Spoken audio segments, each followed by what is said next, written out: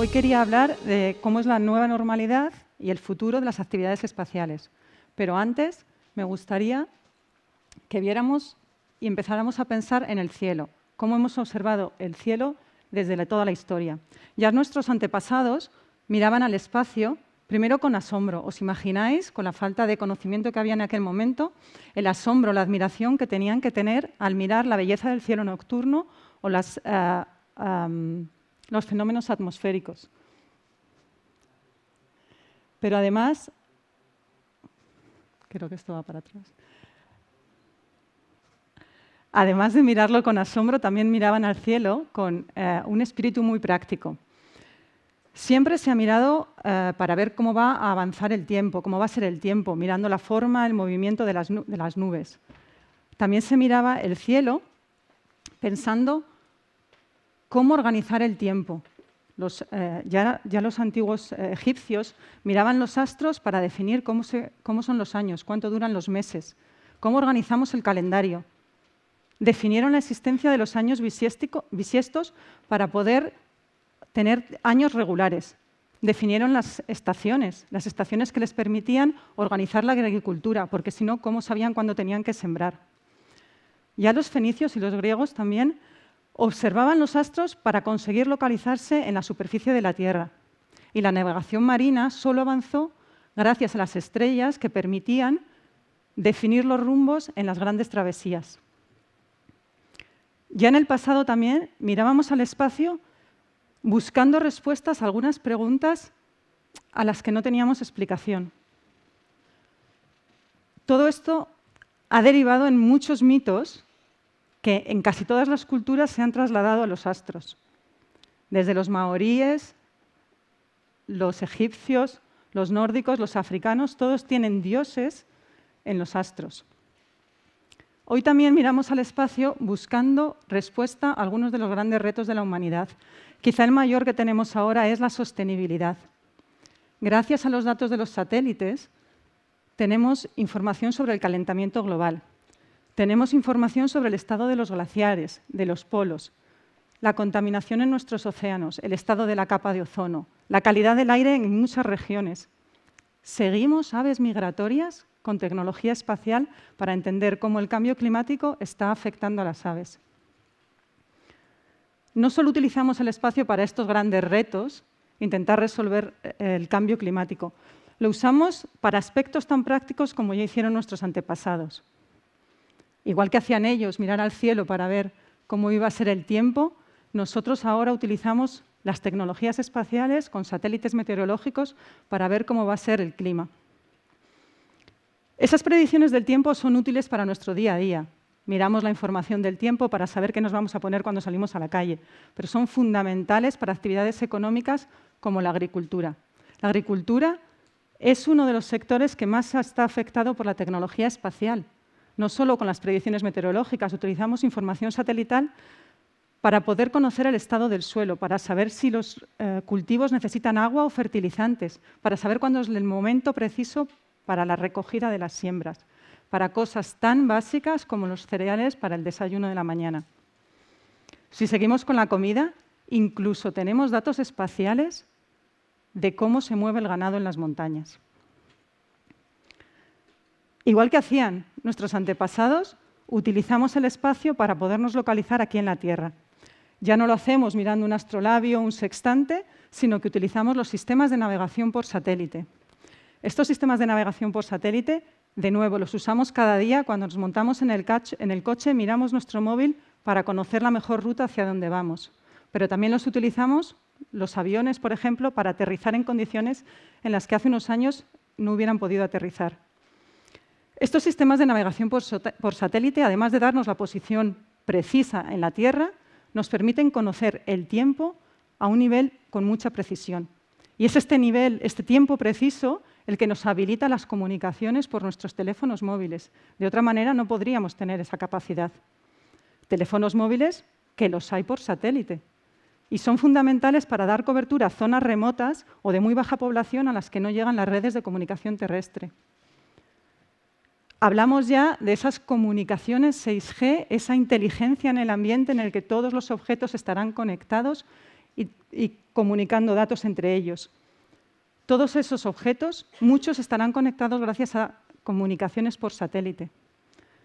Tenemos otro tipo de comunicaciones, la tele por satélite, pero no solo las telecomunicaciones, las comunicaciones digitales. Las comunicaciones físicas dependen de nuestra tecnología satelital. Tenemos satélites que nos dan información del estado de las carreteras, del estado de los puentes, de las presas, para intentar hacer un mantenimiento preventivo o intentar entender los daños que han podido sufrir. Daños que en muchos casos vienen derivados de la consecuencia de catástrofes y desastres naturales.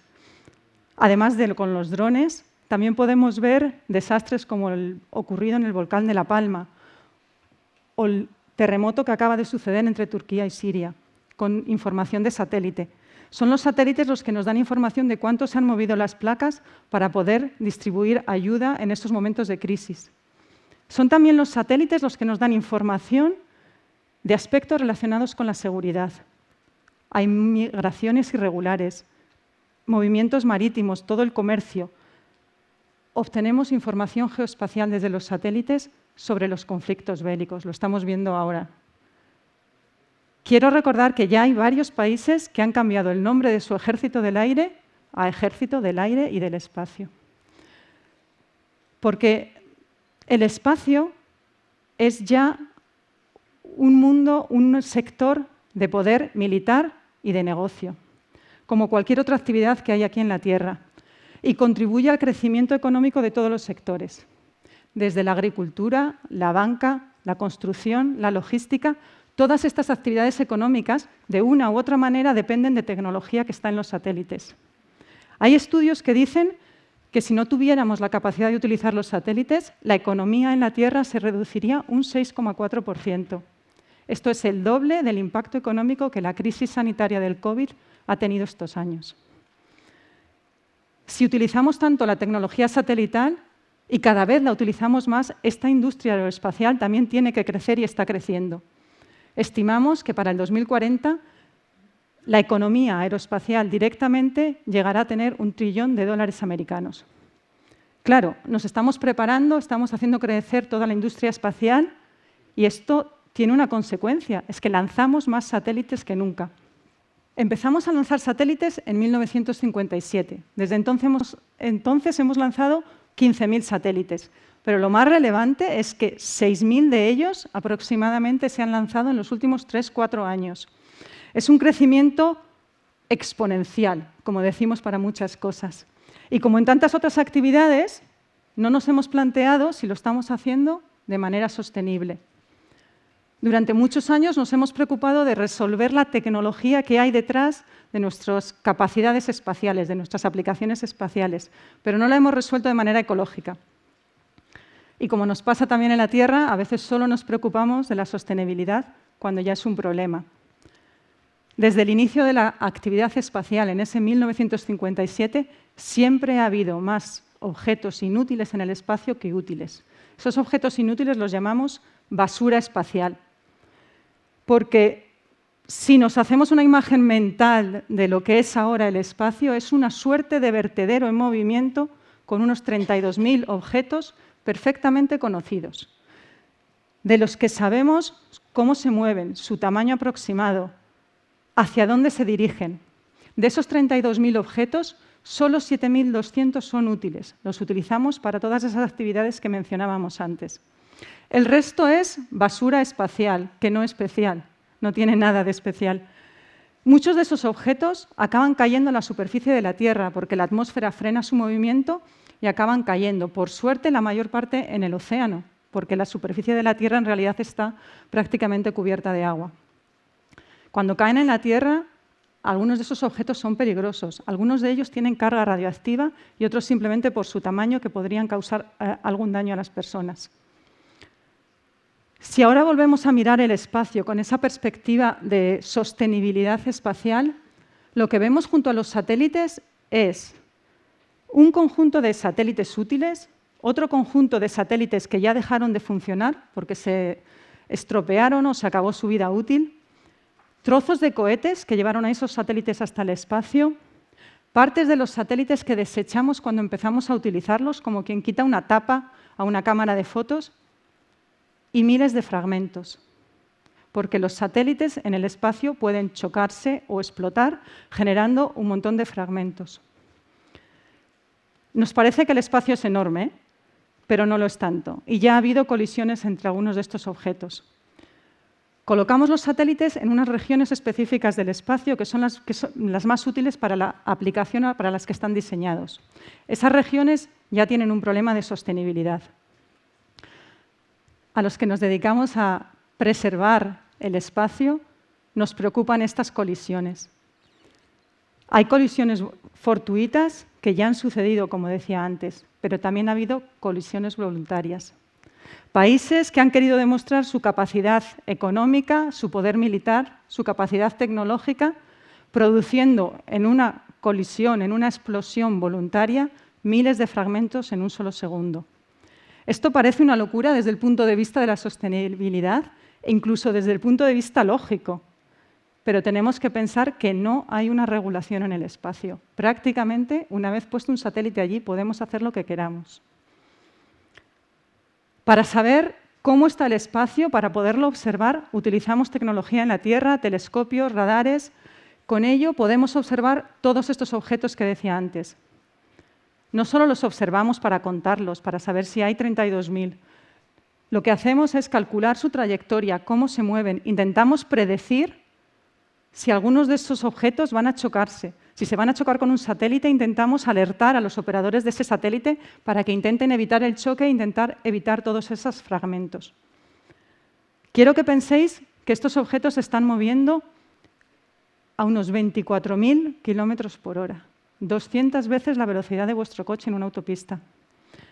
Son objetos que quizá tengan 1 metro de distancia, que los estamos viendo a 500 kilómetros los más bajos, 40.000 los más altos, e intentamos predecir si se van a chocar. Lo hacemos con muchísima incertidumbre, no podemos estar seguros, es un cálculo complicado. Y alertamos a los operadores de los satélites que no saben si deben maniobrar para esquivar ese choque. Maniobrar en el espacio, un satélite también tiene su riesgo. Además, consumimos el combustible que tienen y esto acorta su vida útil para seguir prestando el servicio a la sociedad que realmente necesitamos. Parece que estamos obsesionados con las colisiones en el espacio y es que lo estamos, porque además de estos 32.000 objetos que conocemos, que medimos, que observamos con los sensores, las fragmentaciones, las explosiones en el espacio, estas colisiones generan miles de fragmentos muchísimo más pequeños que no somos capaces de ver. Estimamos que hay unos 500.000 objetos pequeñísimos, pero con la suficiente energía por la velocidad a la que se mueven como para destruir cualquier satélite. Pensad que una pequeña partícula de 100 gramos en una colisión tendría 4 veces más energía que un choque de un coche en una autopista. Ante estos pequeños objetos estamos ciegos, no podemos prevenir un choque contra ellos. Este es uno de los grandes retos del sector espacial, ser capaces de observar desde la Tierra objetos muy pequeños o calcular de manera más precisa esos choques. O calcular también dónde va a caer de manera precisa un trozo de basura espacial sobre la superficie de la Tierra. O pensemos un poquito más lejos, ser capaces de eliminar esa basura espacial. O, ¿por qué no?, arreglar satélites en órbita. Esos satélites que ya no podemos utilizar, ¿por qué desecharlos? Quizá podamos tener en algún momento un garaje espacial que los arregle. Toda esta tecnología de la que hablo, que parece futurista, está ya en desarrollo y no dudo que dentro de unos años podremos utilizarla. Son enormes retos que están a la altura de las oportunidades que nos da la tecnología espacial. Estoy segura que hace 60 años, cuando empezamos en esta carrera espacial, nadie pensó que la sostenibilidad del espacio pudiera limitarnos nuestras capacidades de utilizar esa tecnología espacial. Pero es que ahora ya no podemos permitirnos no utilizarla. Tenemos un mundo que va hacia 10.000 millones de personas con enormes retos a su vez. Necesitamos la tecnología espacial para gestionar todos esos recursos alimenticios, evitar la degradación del suelo, como decía antes, y mejorar la seguridad alimentaria de toda la población. Necesitamos la tecnología espacial para esa red global de comunicaciones, esa cantidad de datos que nos va a ayudar a gestionar el agua, para la vida, para la industria, para la agricultura, que nos va a ayudar también a gestionar la energía, la urbanización, en una humanidad que va a tener una presión de población enorme. Necesitamos el espacio para entender y mantener la biodiversidad y evitar un colapso ecológico. Es la única manera para evitar este cambio climático del que hemos hablado. Quiero terminar pidiéndoos que sigáis mirando al espacio como hemos hecho desde los antepasados, y tengo la seguridad que no solo nosotros miramos al espacio, sino que toda esa tecnología allí se ha convertido también en nuestros ojos. Gracias.